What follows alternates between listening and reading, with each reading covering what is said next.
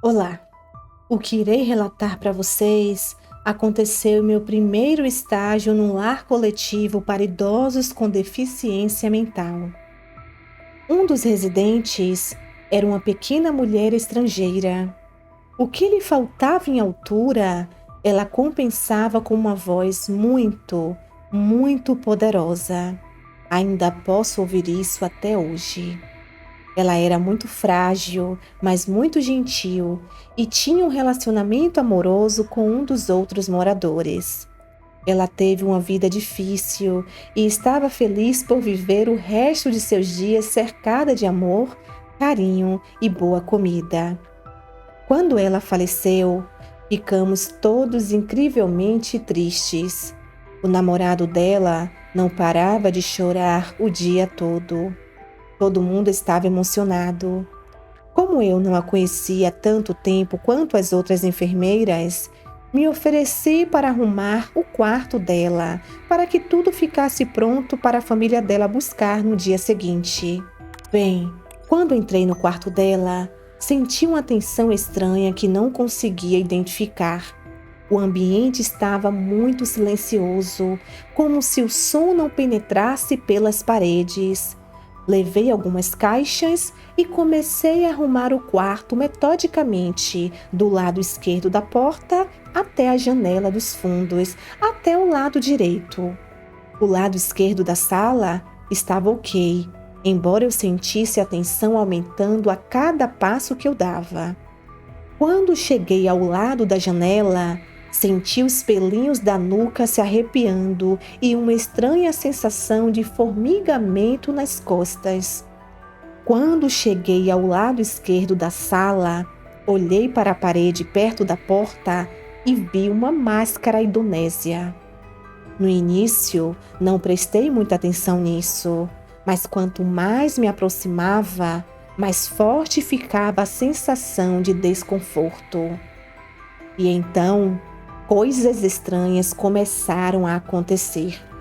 Tínhamos um sistema de bip que os moradores usavam quando precisavam de alguma coisa à noite.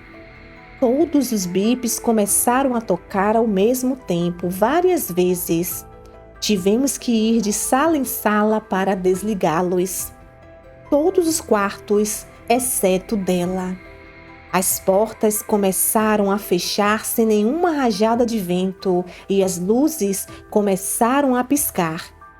Algo me atraiu para a máscara e então eu entendi.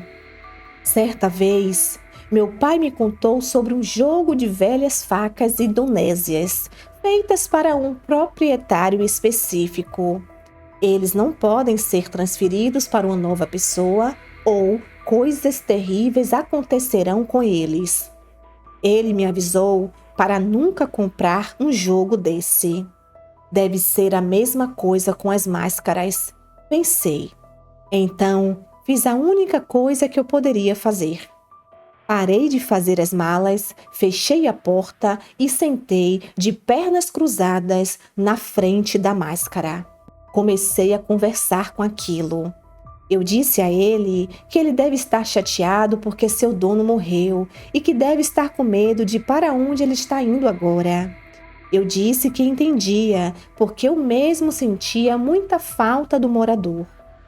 Prometi à máscara que não tocaria nela, deixaria bem naquele lugar da parede e que a família poderia retirá-la no dia seguinte. Imediatamente, toda a tensão desapareceu. A sala ficou calma e eu pude arrumar o resto da sala sem nenhum problema. No dia seguinte, eu estava lá quando a família dela chegou e os acompanhei até o quarto. Expliquei para eles que arrumei o quarto, mas deixei a máscara lá para eles movimentarem. O filho dela olhou para mim e disse assim: "Entendo. Obrigada por deixar isso conosco." Ainda sinto muita emoção pelo que aconteceu naquela noite. Em parte, porque não consigo explicar o que aconteceu, e também porque havia um sentimento avassalador de tristeza e desespero naquela sala. Se alguém com alguma experiência neste tipo de fenômeno puder esclarecer isso, será muito apreciado. É isso. Olá, esse incidente aconteceu com minha mãe, mas me senti assustado e não acho que haja motivo para não acreditar nela. Eu estava ocupado fazendo minha formatura nessa época e de repente recebi a notícia da morte do meu tio. Foi muito perturbador para todos, pois éramos muito próximos dele, pois ele era uma pessoa muito jovial e atenciosa com todos, e era um marido extremamente amoroso para minha tia. Então, esse incidente literalmente levou minha tia a um estado muito deprimente, e ela estava agindo como uma pessoa maluca. Eu estava hospedada em um albergue em uma cidade diferente da minha família e os exames estavam chegando. Então, não pude comparecer ao funeral, mas meus pais e minha irmã mais nova foram para lá. Todos os membros da família estavam lá, exceto eu. Depois da função naquele dia, à noite, todo mundo jantou e minha tia tomou algumas pílulas para dormir. Acho que para fazê-la dormir, porque foi muito difícil lidar com tudo, e se ela ficasse acordada, iria voltar a chorar. Na casa deles, há apenas um quarto no térreo, além de uma sala de estar, jantar e cozinha. Esse quarto também tem um banheiro anexo. Todos foram para o primeiro andar e dormiram. Minha mãe, depois do trabalho na cozinha, foi dormir com minha tia e minha avó naquele quarto. O quarto só tinha uma maneira de entrar e sair. Minha mãe entrou, trancou a porta por dentro e estava prestes a dormir. De repente, sentiu uma vontade de ir ao banheiro. Então foi. Assim que ela saiu, o quarto estava na escuridão total. Alguém apagou a luz do quarto onde as três estavam.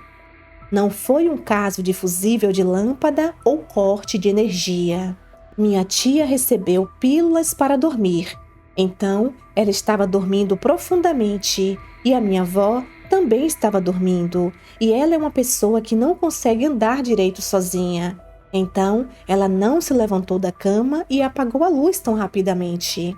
E não havia chance de qualquer outro membro da família apagar esta luz, pois a porta estava trancada por dentro.